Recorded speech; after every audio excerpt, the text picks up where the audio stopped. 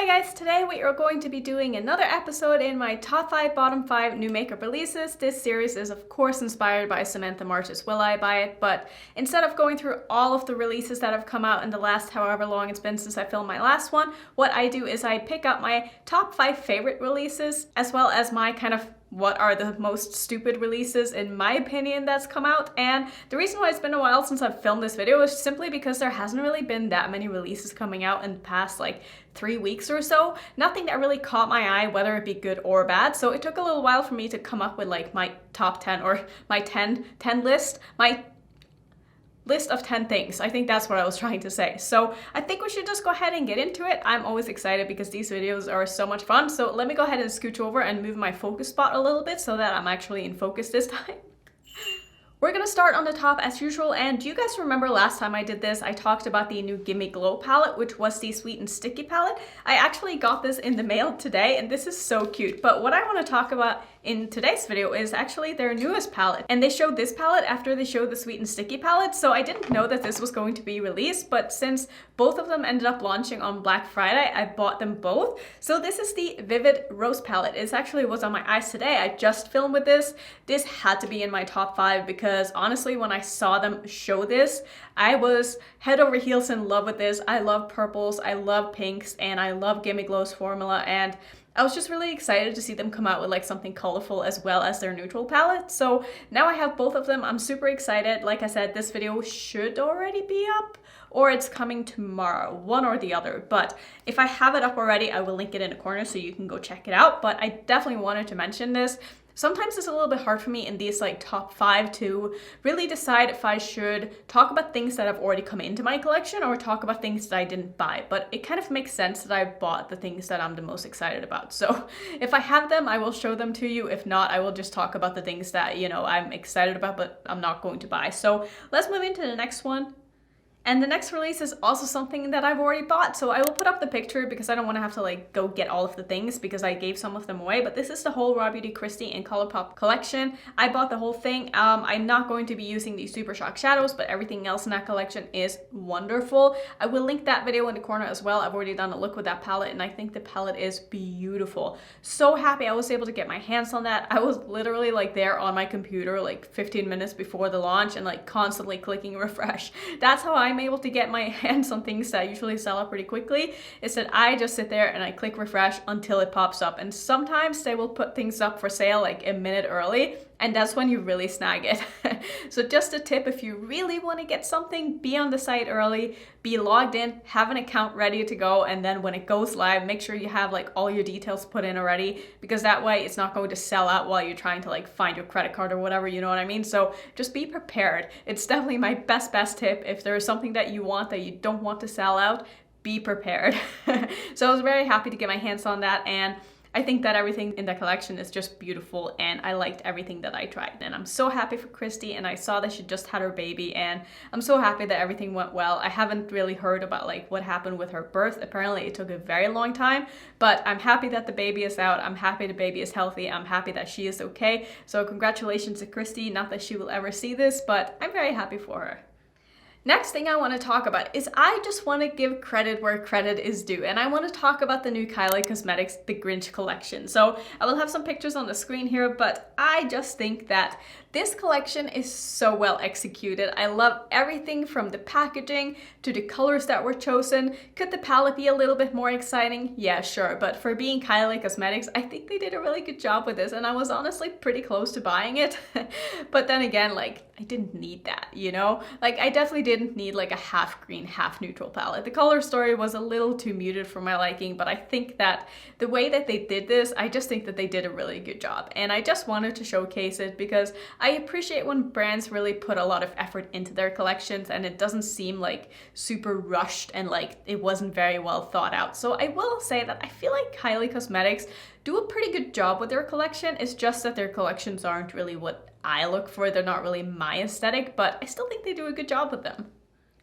Something else that when I saw this, I was honestly kind of excited. And this is kind of weird to be excited about, but this is a new mascara from Maybelline. So they have come out with the Sky High mascara, and the reason why I was so intrigued by this is because it looks just like the one on my Bad Gal Bang. You guys know how much I love that mascara. I literally rave about it in like every favorites video, every whatever. Whenever I talk about mascaras, I always talk about my Bad Gal Bang, and this looks just like it. And I'm pretty sure that my friend Katie did a comparison between this one and a Bad Gal Bang, or maybe it was a different mascara she did it with. I don't remember, but if she did end up liking it. And I'm very interested in this. Obviously, I haven't been to a store in like who knows how long. Like I don't go to the store just to go to the store anymore. You know, we've just been getting like deliveries and stuff, and so I haven't been in the drugstore aisle in anywhere really in what feels like, actually what is like 6 months. So it's just one of those things that I just haven't really come across it yet. I don't know how long it's been available, but if I end up seeing this somewhere, I totally forgot about it when I made an Ulta order, because I don't really search for mascaras. It's not one of those things that I just kind of like randomly see on their website and I end up putting it in my cart, because I don't search for that kind of shit. So yeah, I am still very excited about it though, because if I could find a more affordable dupe for my Bad Gal Bang, I would love to try that. The last thing in my top 5 that I want to talk about is a new brand that I've seen pop up, and this is a game-themed brand. It's called Game Beauty, and their first palette is called the Adventure palette. And I gotta say, I really appreciate that there is a brand that exists that is based around gaming.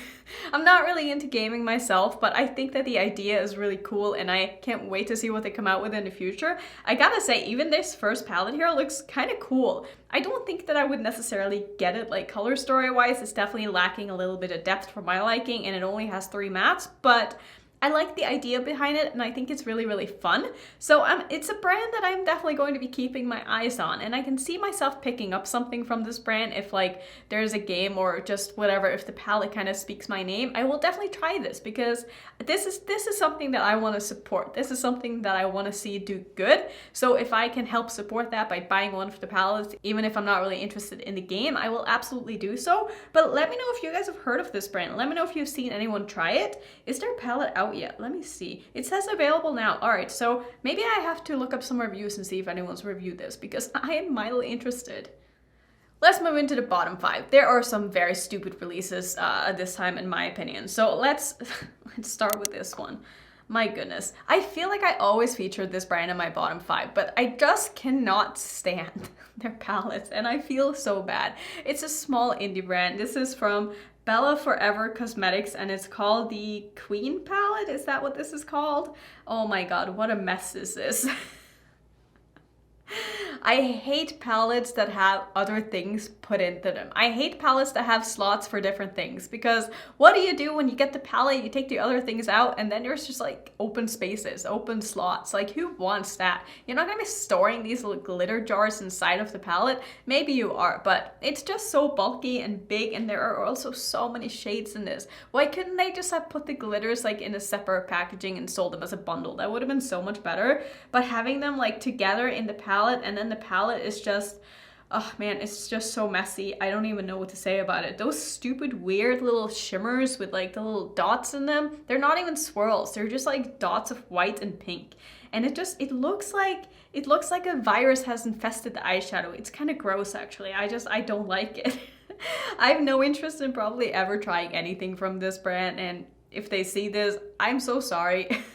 I don't mean to be that person, but there's just certain things that really drive me crazy when it comes to palettes, and this is definitely one of them. And this is just not a brand for me. I'm sure the quality is fine, but just the aesthetic of this and like how big it is and just the extra things that are put into it, it's so off-putting to me. I don't like it.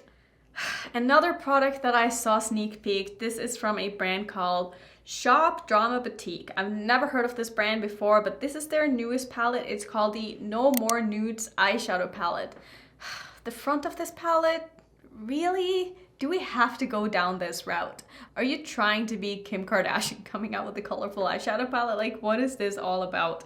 And then the inside of the palette with the flowers to match with it. Like, what does flowers have to do with a naked woman's body? Like, to me, this is just, it makes no sense. I don't like this. I also just don't like the sexualizing eyeshadow palettes. Do we have to do that? Is that really a selling point for anybody? Like, I feel like it's one thing to, I don't know, have names maybe that are maybe a little sexual, like NARS is doing, but then to actually have it be a naked body on the front of an eyeshadow palette, is that what you want to be looking at when you're doing your makeup? I know I don't. Listen, I do get the idea behind it, like no more nudes, but could you just not have done it in a different way? And also the shape of the palette. I don't like eyeshadow palettes that are shaped as, you know, like what they are calling the palette or whatever. I'm not about that. I would rather it just be like a regular palette. Sadly though, the color story in it is beautiful. Like, I really like the colors that they chose, and I think that if the palette on the outside maybe had like the flowers or something, like I honestly would have been interested. But since it has a naked body on the front, no thanks, no. Another one that I just feel like is such a missed opportunity, and so many brands have tried to do the solar system justice and no one has made it even close to be perfect yet, in my opinion anyway. But this is from Dieto Cosmetics, and they have come out with their limited edition Venus 12 eyeshadow palette featuring 12 shades. The layout of this drives me absolutely bonkers. I get what they're trying to do with the solar system and all the planets being different sizes, but like, there's got to be a better way to do this. There just has to be. And also, like, not all of the planets have to be neutral. Not all of them have to be brown. This is a palette full of, I can't even tell you the shades because they're all swirly and I don't know what any of them look like. I really hate those swirly shades. I want to know what a shadow is going to look like on my eye from looking at it in the pan. And I can't do that with these shades. Like, I have no idea what any of these are going to look like except for the, I guess, the bone colored matte, which I would never use anyway. So this palette to me is such a miss. And I would love for a brand to actually do like a cool solar system palette. I feel like it could be done. And I feel like it could even be colorful. Like, there has to be a better way to do this. I used to be obsessed with the solar system. And I thought that it was so fascinating and so cool. Like, I would love to see like a black hole palette. Like, I know it couldn't be all blacks, but you can be creative with it. It doesn't have to be the most obvious things all the time. Like, you could still put your own spin on things and call it something and like have the outside be really cool, but the inside doesn't have to like perfectly match what you're talking about. You know what I mean? Like, play around with the brands. Don't be boring. So last time I did one of these videos, I'm pretty sure I mentioned KKW in my top 5 because they came out with a palette that had like a pop of purple in it, but now they've come out with a palette that looks just like all the other palettes that they already have in their collection. I mean, I really thought that they were on the right track there for a second. I don't know what happened. I guess they realized that their audience don't want that and they decided to just go back to neutrals again. I don't know, does this really sell? I feel like if you have one KKW palette, you don't need any more. Unless you buy the one with a pop of purple in it. But when it comes to like all their neutral palettes, do you really need another one? Are there really KKW palette collectors out there? If there are, let me know. None of them are probably watching my channel though, because that's just not what I do here anyway. But I just think that this is so boring. I'm sure the quality of their palettes are great and I would love to try them at some point, but it has to be a little more than this. I mean, this is just so yawn-worthy, and I get it. A lot of people like neutral palettes, but you can still make a neutral palette fun, right? I don't know. I feel like this is just missing something. It just makes me a little sad. And also looking at these colors, like I wish that there was a light shimmer in here. Like all of the shimmers are kind of dark or mid-toned, and I feel like people who like neutrals probably want to have like some kind of a light inner corner shade, light brow bone highlighting shade or something like that. And I just feel like this palette is just, it's not that well curated. I don't know, maybe it just needed some more mattes. I don't know what it is, but I don't get drawn in or inspired by this palette at all, even though yes, I know it's not my kind of color stories, but I feel like you can do neutrals in an exciting way, like I said with the Gimme Glow palette. If you haven't seen it, let me show it to you. Like, see, this to me is just so much more exciting. Like, you have a very good range of like very light mattes to very dark mattes, and you have a mid-tone shimmer and a very, very light shimmer. Like this to me just makes a little bit more sense. Like, yeah, could there have been maybe like a darker shimmer in this palette? Sure, but it's a 6 pan and the other one is a, what, 12 pan or 10 pan? I don't know. I just feel like they could have done a little bit more with this. And this to me just feels a little bit like, let's put out another palette that looks just like all the other palettes that we have. Okay, this last thing also just drives me absolutely crazy, but the Crayon Case have come out with a new eyeshadow palette, and this one has, how many shades? 64 shades, and it's shaped as a crayon case. Includes pigmented matte pressed glitters and shimmery shades for endless looks, natural, fun glam. It's $55.99, and the packaging is one of those annoying packagings that the Nicketorial palettes come in, where you have to like kind of fold it over. But on this side, when you do fold it over, you have shadows like in the sides that you fold over, which is so annoying. Like how big of a table do you need to have to be able to actually open this whole palette in front of you to do your makeup? Like no one has this much room. Like even me, like I have a table that's like it's big, but I obviously have a lot of stuff on there. But this is like bigger than the P. Louise palette, and I struggled with the P. Louise palette. Like I don't have room for shit like this. I really can't stand when brands have to do something fancy with their packaging. Like, just make it practical. That's all I want in an eyeshadow palette packaging. I just want it to be practical. Is that too much to ask for? There's so many ways to make it fun but still practical. And this just isn't it. And I'm not even going to go into like all the colors and shit that are in this. But listen, there's glitters in it. You guys know how I feel about glitters. I hate them. I can't stand them. They're not eye safe. They should not be in eyeshadow palettes. The pan sizes are different. There's a huge row of like larger shades in the middle, which none of them really make sense to be bigger shades. Like, why are those shades the big shades and not the other shades, you know? Like, if you're gonna have a row of, like, big shades, don't make them these ones.